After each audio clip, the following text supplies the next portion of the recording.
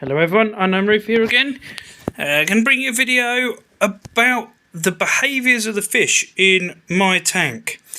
Now I'm not saying this is how the fish will react in your tank, and obviously all animals are different, so some fish will behave differently, even if you put them in the same situation, but I thought I'd just go through sort of the behaviours that I get as a rough idea on fish. We'll start off, first things first, with the chromis. Now, I have 10 chromis in here, and there's a lot of people that say you can't keep more than a couple because they'll eventually kill each other and they'll die off. I've had 10 chromis in here for 18 months, nearly 2 years now, and they are fine. I suppose the only things I maybe do to limit aggression is I have an auto feeder go off in the morning and at night with a tiny bit of pellet in, but that's just to make sure that there's just a little bit of food going in, and if I forget to feed the fish or the wife forgets to feed the fish, there's at least some food going in the tank. They will occasionally have a little bit of a scrap with each other, but it's nothing major. They don't seem to get hurt from any of it, they'll just chase each other off. As for the other fish, they don't tend to bother them at all. They're all over the place. They're very keen on their food. They will swarm over any food they can. But other than that, they're really peaceful. As you can see, they do kind of shoal up together and move around together, although you might have the odd one get separated out. But yeah, they're quite nice for any animals. Clownfish. Now, the clownfish, as everybody knows, are pretty simple. I've never had issues with aggression with them. I know some people have found that once they host a nem or a coral, they can get a bit aggressive, but I've not had any problems with them doing that. The only problems I've had with my clownfish is when I introduced this black one, because I previously had a black one like that that died of ick when I put a powder brown in. I did find that this black one seemed more likely to host corals and nems and stuff, which got the orange one too. Now the only problem with that is they did host my elegance coral that I had, and they killed it. They just harassed it enough that it died, which was particularly annoying because although it wasn't expensive when I bought it, it had grown a lot and it was probably worth over 100 quid. So yeah, clownfish are fine. I haven't seen any aggression with them, and I've got quite a few fish in this tank, but they've never really established themselves and hosted anything. I think this black one's actually considering hosting these mushrooms at the minute, which is fine because they're nice and cheap. But yeah, again, never had any problems with them. They don't really have that much personality. They kind of stick in one corner and that's it. Whilst he's out, this is my yellowtail damsel, which I put in my first little 20-30 gallon tank just because the wife was desperate for a Regal tang, and I said no way in that sort of size tank, and that was the closest I could get. I know they can be aggressive, but again, I've never really had any problems with them. Quite often he hides away anyway. It might just be because there's bigger fish in here, but him on his own, he's been fine. Now obviously clowns are part of the damsel family, and chromis are very similar sort of shapes as well sometimes, so you would expect a bit of aggression, but I've not really seen anything. And it's, I wouldn't say it's the shyest fish in the world, but it's not this big angry brute thing that damsels are meant to be. Right, as it's front and centre, we'll talk about the Regal. Now I've had this Regal in my tank a couple of months now, and it seems to have settled in quite nicely. It has been through a bit of ick, and in fact I think there's still a couple of little spots on it, but that's getting less and less now. I think it's building up sort of an immunity to it. This is a very active fish, but I wouldn't necessarily say at the moment that it's so active that this tank's too small. Although I bought it from a shop, it got into the shop for a tank breakdown from a 3-foot tank, and I've got a 5-foot tank, so it's got loads more room. It swims backwards and forwards, but it does also pick at the rocks and move around and move in and out. It's not like it paces like it's doing now, which it's doing just because I'm stood in front of the tank. Because they all think they're going to be fed because I'm stood in front of it. So yeah, it generally swims around, picks the rocks. It will occasionally have a little bit of a scrap with my purple tang. I think that's more the purple tang that initiates it, but they don't do serious damage to each other. It's a bit of tail slapping towards each other, as you're probably going to get on camera now. But generally they're fine with each other. They don't scrap when the food goes in the tank. They're generally alright. Excuse me. Now, the purple tang, this is his tank. He is the boss of the tank. He can be a bit of a dick towards new introductions. He did try and have a go at the Regal when it first went in, but that's settled down now. Again, same with the Copperband and some other bits I've put in. It'll only last for a few days, and then it will settle down, and it will just be the odd having to go at him. He is one of the ones that does get a little bit grumpy around feeding time, that he might chase off some of the other fish when there's food. So, as we've mentioned the Copperband, let's go for the Copperband. Now, this is actually, so one of the most confident fish, really. Whenever I'm doing any work in the tank or go near the tank or anything, it doesn't really hide away. If another fish has a go at it, it will tend to... Oh, lost over now. It will tend to turn around because it has got some little spines on the top of its body as well. But yeah, it's a pretty confident fish. Will swim around quite happily. It's not spooked by me that much. The only time is it might have a little bit of a scrap with the purple tang, and it might hide up in the corner for half an hour, but then it will come back out and continue searching around for food. The one thing I forgot to say about the Regal actually is the Regal is quite shy when I do anything in the tank. If I stick my hand in the tank, it will hide for half hour, an hour. And the purple tang will hide, but it will come out almost straight away once I've moved away from the tank. Now, here's my silver belly wrasse. Yeah, this is a model character really. I've never seen it having a go at anything. Swims around, really active fish all day. Picks at things, eats food quite happily. The only thing I will say, and I've noticed this about most wrasses, is when you first stick them in the tank, if your lights go up and down slowly, as soon as your light level starts to drop, they'll tend to hide. I mean, that's just because it's not used to slow ramping up and down lights. It's used to on and off light from being in the shop and stuff. So don't be surprised if you put any sort of wrasse in, that they will hide for a couple of days. Well, they'll hide for a couple of days anyway, and then when they do come out, they'll only be out during the day. But they do slowly acclimatise to your lighting schedule, and then they'll be out more and more.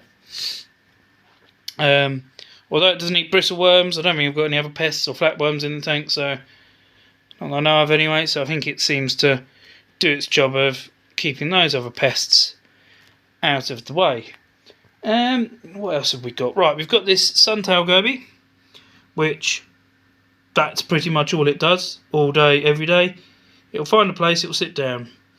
It will get some food. It maybe shows a little bit of aggression towards my engineer goby, arrow goby, that's actually in that cave behind it. And it's never paired off with pistol shrimp either, which is down in that cave.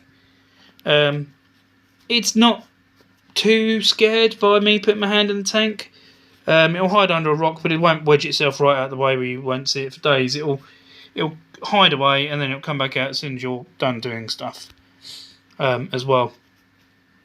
So, yeah, I mean, I would say the only ones that really get properly scared are the Regal and maybe some of the chromis. 1 and 2 of the chromis get really scared when your hand's in the tank.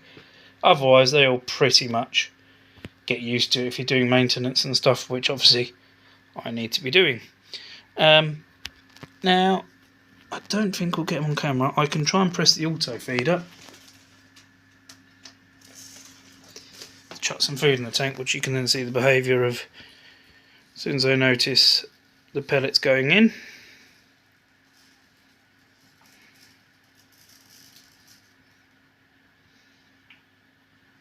As you can see, chromis straight on it. So that might, if he smells a bit of food, the arrow or engineer goby might decide to come out of its cave, but it probably won't. But that's quite common. It lives in that cave all day, every day. I think I've seen it swimming out in the open once since I got it about a year ago. But most of the time it lives in its cave and it poaches it up for food. I don't know if you can just see it. It smelt there's some food in the water because I've just seen it move around in there. It's about 6 to 8 inches long, hidden down inside that rock now. But yeah, again, it's not anything that's going to cause any aggression or do any harm in your tank.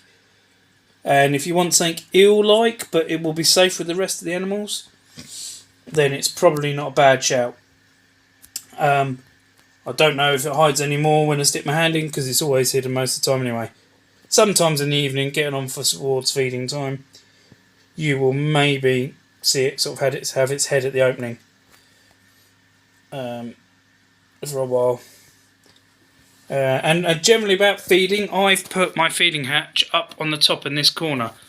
I deliberately did that because then the fish have to come to the place where you can see it most in the room to feed, which is quite good. And it does also mean that in the evenings they will tend to come up towards that anyway, just in case I chuck some food in. And yeah, if I stick my hand sort of on top of the tank, if I touch the top of the tank or even so much as touch it, then they're all up there waiting for their food. So it's quite a good way if you want to see your fish and have a nice close look at them. Put your feeding hatch somewhere, or if you haven't got a feeding hatch, feed them from the same corner of the tank every time, so you can see them at least a bit in the evening. The other creatures I have in this tank, the pistol shrimp, which is also a review going up for, sits in a cave all day, makes a clicking sound every now and then. That's all there is to say about that one, really. Cleaner shrimp, they're quite cool. They'll swim around, they'll move around the tank quite happily. They will eat some food that goes in the tank as well. They'll pick little bits up. And I have seen it cleaning fish at various times as well. My tuxedo urchin, again, quite a cool looking thing. Picks up random stuff on it all the time. Goes around and cleans rocks. Never had any issues with it. Just does its job. Just goes around cleaning rocks. As you can see, these are rocks it's been over already, and cleaned them up quite nicely. I wouldn't mind actually getting 2 or 3 more of those in here. Keep the tank clean. And the other critter that we can see. Oh look, there's the Goby sticking his head out. You can just see. So they even look. Oh, he's gone away now. They even look a bit eel-like. So they're quite a cool fish to have in the tank when you do see them. The only other main critter is I've got some snails around here somewhere. Got a couple of conches, although that one might just be the empty shell. I've got one empty shell and a couple of conches actually in the tank, so they're probably even buried under the sand somewhere. The only other real main critter that you'll see being active are hermit crabs. Now, I have mixed opinions about these. They're cool to look at, and they're quite a good thing to show people when they come around and they see your tank for the first time, and it's all interesting and all of that. But they are a bit of a pain. They do eat leftover food, which is good. But they also will harass fish. I've seen it in the past where a fish is stressed, and to be honest, the fish is probably on death's door anyway. But as soon as they sense that, the crabs will be on it, picking at it, so they do stress things out. I have seen them climb over corals. If you try and feed corals by hand, I have seen them climb over the corals to try and get some food into them and nick the food from the coral. And they also will knock bits of coral over, even when they're glued down. Sometimes they'll just knock bits of coral over. You'll find the tuxedo urchin will carry the bit of coral around, so it'll still stay alive and get light, but it's just stuck to the urchin and eventually it'll fall off. Whereas the crabs will just knock it over and it could go upside down in the sand bed and die off, which isn't good. I think that's basically everything I've got in my tank. Let me know if I've missed anything. The only other thing to say about is bristle worms, which are under most of my rocks, which you won't see. So these are worm things that you'll see at night time, and if you lift up your rockscape, they don't do any harm. They're absolutely fine. I know when I first started the hobby, I got an obsession with trying to find them and catch them and take them out of the tank. I just leave them to it now. They don't seem to harass the fish. They're a good clean-up crew. The only thing you've got to watch is if you stick your hands in your tank and... There you go, a little bit of a caution there. Stick your hands in the tank and you get some of their hairs, their spines in your finger. That's the only annoying bit. And a trick that I learned from the guy at the fish shop is that actually the best way of doing that is to get a dry towel and rub your finger along it like the opposite direction that the hairs are going in at, and they all come out. I've previously tried tape and taken them out of tweezers and ended up getting little ones under the skin that sort of swelled up a little bit. But the best tip I can give for that is the towel trick. But ultimately, bristle worms are a good clean-up crew. They're free, so I wouldn't worry about them. Hopefully that's giving you a bit of an insight into what actually keeping some of these fish is, all in one combined video. Let me know down below if you've got any questions. Thanks a lot.